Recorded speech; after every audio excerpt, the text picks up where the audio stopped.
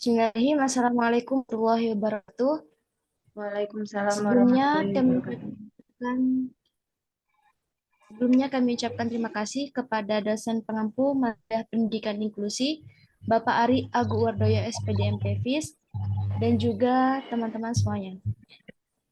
Perkenalkan, saya Farah Amelia dengan lahir 4054 sebagai moderator dan juga pemateri, dan perkenalkan saya. Perkenalkan Saya nama Anissa saya Triana Prisi. Perkenalkan nama saya Prisi Pisadona dengan NIM akhir 4035. Perkenalkan nama saya Anissa Triana Saputri dengan NIM akhir 4048. Baik, untuk selanjutnya akan dilanjutkan dengan penyampaian materi.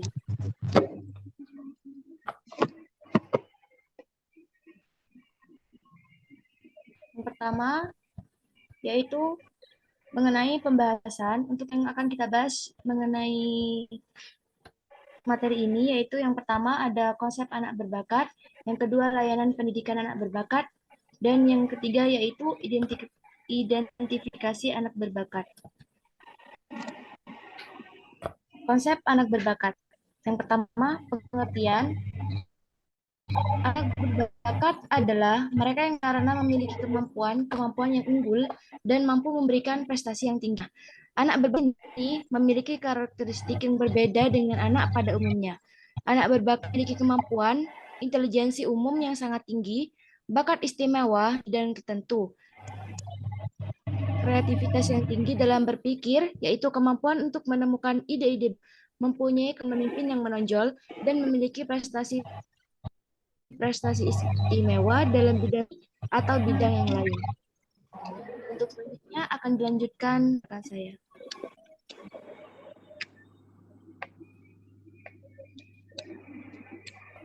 Kemudian di sini ada klasifikasi dan karakteristik. Nah, menurut Sutratnah Tirtonegoro 1984, jenius ialah seorang anak yang mempunyai IQ di atas 140 sampai 200. Nah, di jenius ini ada sifat positif yaitu abstraksi baik, banyak ide, kritis, kreatif, dan lain-lain. Kemudian selain ada sifat positif juga ada sifat negatif, yaitu egois, tidak mudah bergaul, tidak mudah menerima pendapat orang lain. Kemudian untuk yang B itu gifted. Nah, gifted ini itu IQ yang berada di 125 sampai 140. Jadi rentangnya tuh dari 125 sampai 140 itu bisa dikatakan sebagai memiliki bakat. Biasanya anak yang memiliki bakat. Nah, kemudian untuk yang C itu ada superior. Nah, di sini superior itu seorang anak yang mempunyai IQ 110 sampai 125.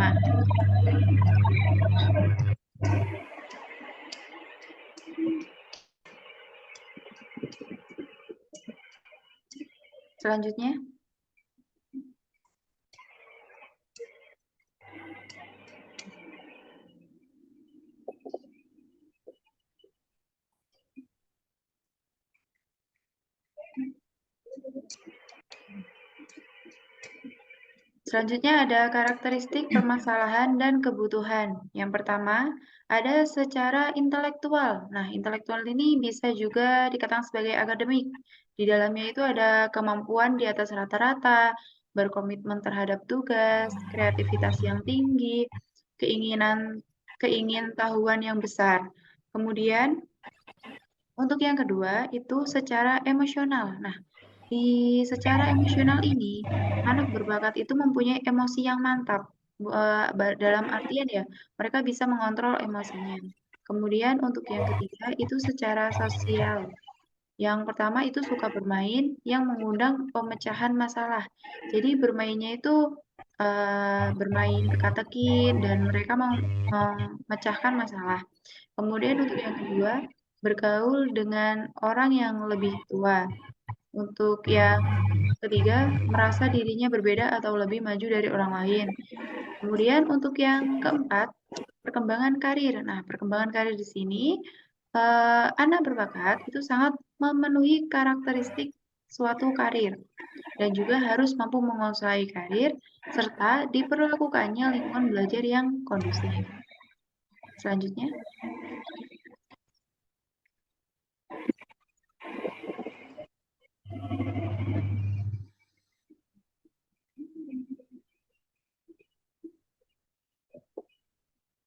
Selanjutnya yaitu ada pendidikan anak berbakat. Yang pertama yaitu ada kurikulum. Nah, kurikulum pendidikan seyogianya bisa mengakomodasi dimensi vertikal maupun horizontal pendidikan anak. Secara vertikal, anak-anak berbakat harus dimungkinkan menyelesaikan pendidikannya lebih cepat. Nah, secara horizontal, disediakan program atau arrangement di mana siswa berbakat dimungkinkan untuk menerima mata tambahan, baik dengan tugas-tugas maupun sumber-sumber belajar tambahan, baik dengan tugas-tugas maupun sumber-sumber belajar. Nah, salah satu dari kurikulum anak berbakat ini yaitu kurikulum diferensiasi. Untuk selanjutnya akan dilanjutkan.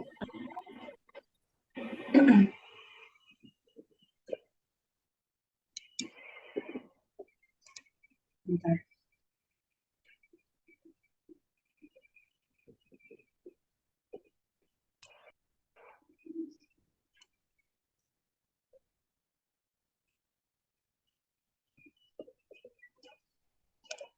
Kemudian ada model pembelajaran. Yang pertama ada model pembelajaran pengayaan.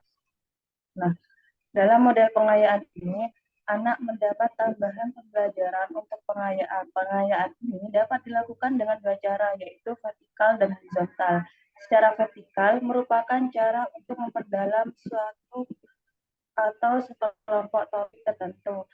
Anak-anak yang ditawari kesempatan untuk secara aktif memperdalam pengetahuan yang diinginkan sehingga menguasai mata pelajaran secara luas dan mendalam. Anak-anak ditawari kesempatan secara horizontal untuk melengkapi pengetahuan mereka dengan materi tambahan atau pengayaan yang berkaitan dengan mata pelajaran. Kemudian ada percepatan. Secara tradisional, anak-anak dengan kemampuan yang lebih baik dipromosikan ke kelas lebih awal dari biasanya. Cara yang mungkin untuk mempercepatnya meliputi mulai sekolah lebih awal atau dini, misalnya sebelum usia 6 tahun, selama anak cukup dewasa untuk masuk sekolah dasar. Misal, bolos kelas atau bolos ke kelas karena kemampuannya yang luar biasa di kelas. Dia akan langsung naik kelas ke kelas yang lebih tinggi atau tingkat yang lebih dari di atasnya karena mungkin ya kemampuannya itu di atas rata-rata tadi dan atau memiliki IQ yang tinggi sehingga mungkin guru mikirnya itu dia sudah cukup untuk melanjutkan materi ke kelas yang lebih tinggi. Kemudian ada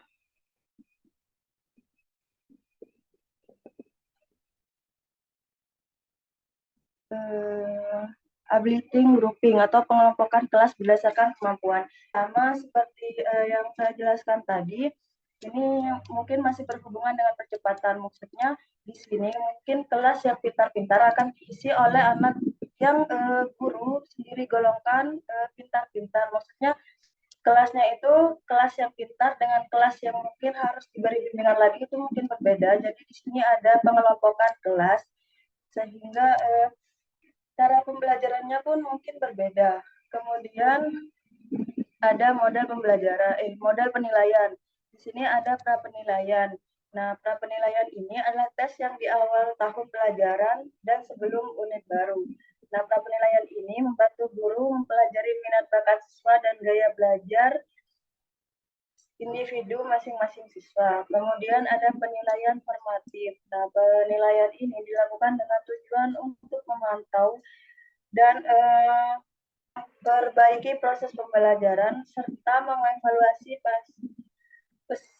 tujuan pembelajaran. Nah, misalnya tugas proyek dengan materi yang diajarkan. Kemudian ada penilaian sumatif. Nah, penilaian ini untuk menilai pencapaian tujuan pembelajaran dan capaian murid sebagai dasar penentuan kenaikan kelas atau kelulusan dari suatu pendidikan. Nah, misalnya memberikan kuis atau ujian harian untuk mengetahui sejauh mana kemampuan siswa tersebut. Selanjutnya,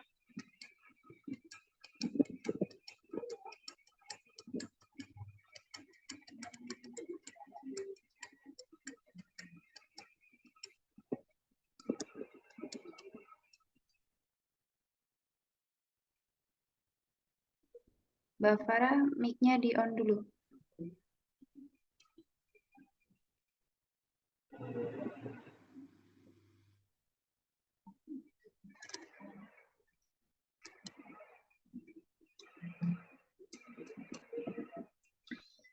selanjutnya ada identifikasi anak berbakat. Nah, di sini sudah dipaparkan identifikasi melalui prestasi siswa, kemudian ada identifikasi melalui respon siswa, kemudian ada identifikasi melalui kegiatan ekstrakurikuler, dan identifikasi melalui tes IQ. Next. Nah, di sini saya akan paparkan ulang tentang identifikasi anak berbakat. Yang pertama ada identifikasi prestasi siswa. Nah, di mana anak berbakat diidentifikasi dari kelas 1 yang sangat bagus, ulangan harian yang hasilnya selalu di atas rata-rata kelas, dan token poin atau poin yang diperoleh anak ketika melakukan aktivitas positif, baik dalam bidang akademik maupun non-akademik. Yang kedua yaitu identifikasi respon siswa. Anak berbakat diidentifikasi dari respon anak dalam yang lebih dari perkembangan psikologisnya, di mana anak tersebut cenderung dewasa, lebih matang, stabil emosinya, dan lebih responsif secara kognitif. Yang ketiga yaitu ada identifikasi melalui ekstrakurikuler. Dari kegiatan ekstrakurikuler ini, guru dapat melihat siswa yang sangat kemampuannya dibandingkan dengan teman-temannya. Nah, berpijak dari kemampuan jual di kegiatan ekstrakurikuler ini, kemudian guru dapat melakukan pengambilan lanjut pada nilai ulangan harian dan proses pembelajaran. Nah, identifikasi melalui kegiatan ekstrakurikuler ini dapat menghubungkan antara kegiatan ekstrakurikuler dengan pembelajaran siswa dalam kelas. Yang terakhir yaitu ada identifikasi melalui tes IQ. Di sini, guru juga melakukan identifikasi anak berbakat dari seleksi tes atau IQ. Nah, ada sekolah yang menyelenggarakan tes IQ pada siswanya di awal masuk sekolah. Selanjutnya dari tes ini terutama kemampuan akademik dipantau lebih lanjut. Nah, seperti tes membaca sebelum menginjak kelas 1, seperti itu. Nah, jika hasil tes konsisten dengan kemampuan akademiknya, menurut guru dianggap sudah diidentifikasi sebagai anak berbakat. Seperti itu.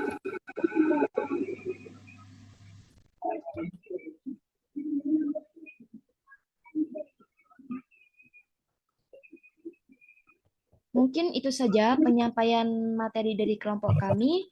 Kurang lebihnya mohon maaf. Wassalamualaikum warahmatullahi wabarakatuh. Waalaikumsalam warahmatullahi wabarakatuh.